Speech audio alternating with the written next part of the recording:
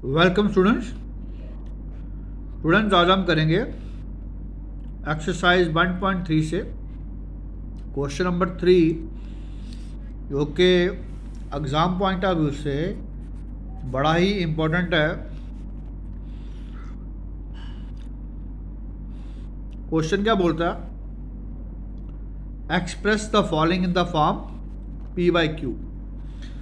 हमने क्या करना है, हमारे पास एक 0.6 बार को एक्सप्रेस करना हमने किसमें? P/Q फॉर्म में। अब लेट इट बी, देखेंगे ये है क्या। तो स्टूडेंट्स इसको हम ऐसे लिखते हैं 0.666 एंड सो ऑन। तो जब कोई नंबर रिपीट कर रहा होता है ना, तो उसी नंबर के ऊपर बार आ जाए तो बार का मतलब होता है कि ये जो डिजिट है ना हमारा 6, ये रिपीट कर रहा। रिपीट कहाँ तक कर रहा है? अप टू इनफाइनाइट तक।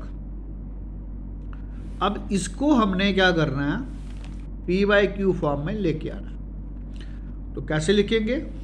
अब इसको करने के लिए क्या करेंगे? Let x is equal to 0.6666 ऐसे लिख दिए और ये सो ऑन हो गया।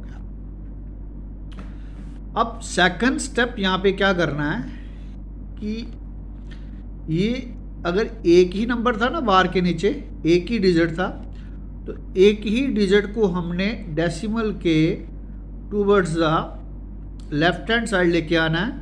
तो डिजिट कितना है? एक ही लेके आना है। अब एक डिजिट होगा तो हम उसे मल्टीप्लाई करेंगे 10 से। तो क्या करेंगे?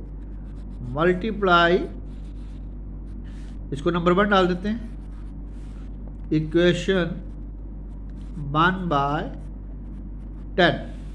अब क्या हो गया? 10x, 10 से मल्टीप्लाई किया 10x हो गया।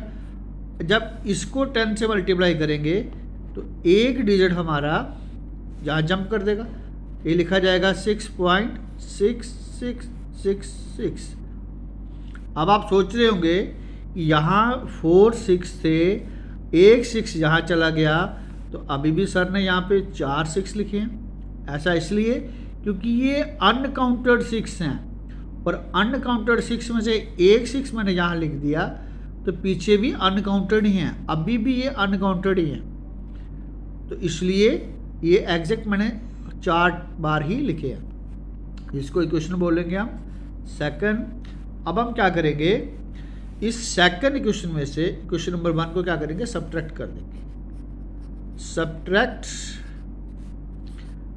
इक्वेशन 1 फ्रॉम 2, वी गेट, हमें क्या मिला?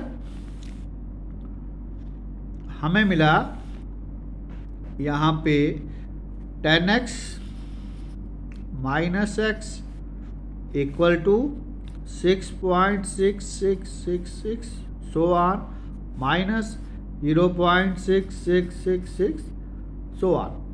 अब 10 में से 1 गए तो 9x। देखो ये डेसिमल के बाद 666, यहाँ भी डेसिमल के बाद 666, ये आपस में कैंसिल आउट हो जाएंगे। पीछे का बचेगा? सिर्फ 6 बचेगा। तो x किसके बराबर आ गया? 6/9। जिसको और आगे फर्दर मैं देखूंगा तो मेरा x कितना आ जाएगा? 2/3। तो ये मेरे पास आंसर हो गया किसका? ये 0.6 बार का आंसर क्या आया P/Q फॉर्म में? 2/3, या फिर हमारा आंसर आया 6/9। आई होप सो कि आपको ये पार्ट नंबर 1 समझ आ गया है। आइए अब चलते हैं इसके सेकंड पार्ट पे। सेकंड पार्ट कैसा था? इसमें लिखा हुआ है कि let x is equal to 0.47 bar. आपकी बार देखो थोड़ा सा, अब पॉइंट के बाद 4 है, फिर उसके बाद 7 के ऊपर बार है।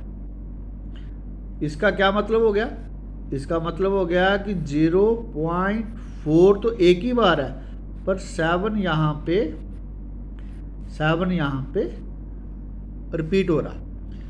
यहाँ क्या करेंगे, अगर ऐसा आ जाता है तो हमने अभी यहाँ पे क्या पढ़ा कि बार किसके साथ थी, डेसिमल के साथ थी, तो हमने बार वाला नंबर शिफ्ट किया था towards the left hand side. तो यहाँ तो अभी बार और डेसिमल के बीच में एक डिजिट और है, तो पहला काम क्या करेंगे, पहले इस 4 को शिफ्ट करेंगे यहाँ पे। तो कैसे करेंगे, फिर यहाँ लिखेंगे मल्टीप्लाई द इक्वेशन बाय 10। तो ये हो जाएगा 10x equal to 4.7777 and so on. अब हमारा क्वेश्चन बन गया, कैसे बना ये, अब इसको लिख सकते हैं ऐसे 4.7 बार। अब देखो बार हमारे पास आ चुकी है डेसिमल के साथ। अब हमने एक बार फिर इसको 10 से यहाँ मल्टीप्लाई करके बार वाला डिजिट भी यहाँ पे शिफ्ट करना है। तो अब इसको लिखेंगे 1, इसी तरह multiply the equation 1 by further 10।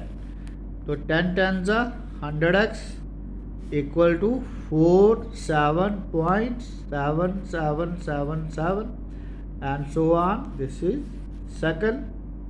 फिर वही सेकंड में से 1 सब्ट्रैक्ट करना है, यहाँ क्या लिखेंगे, सब्ट्रैक्ट इक्वेशन 1 फ्रॉम 2। अब 100 में से 10 चले गए तो कितने बचे, 90x। 47 में से 4 चले गए तो 43।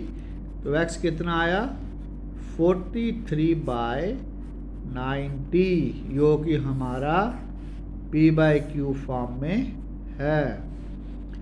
तो आई होप सो कि आपको ये सेकंड पार्ट भी समझ आ गया है। तो थर्ड पार्ट भी देख लेते हैं। यहाँ पे थर्ड पार्ट हमारा क्या है, अभी देखते हैं। थर्ड पार्ट हमारा है 0.001। अब 3 डिजिट के ऊपर बार है, तो हमें अब किससे मल्टीप्लाई करना पड़ेगा, यहाँ कर देते पहले। Let x is equal to 0.001001 and so on. हम ऐसे लिख सकते हैं इसको। अब देखो ये 3 डिजिट थे ना, अब हमने किससे मल्टीप्लाई करना, 1000 से। मल्टीप्लाई द इक्वेशन बाय 1000, ठीक है। ये कितना हो जाएगा, 1000x इक्वल टू, अब ये 1.001001 एंड सो ऑन हो गया। अब ये इक्वेशन मेरी 1 है, ये इक्वेशन मेरी 2 है। अब वही same to same subtract 1 from 2।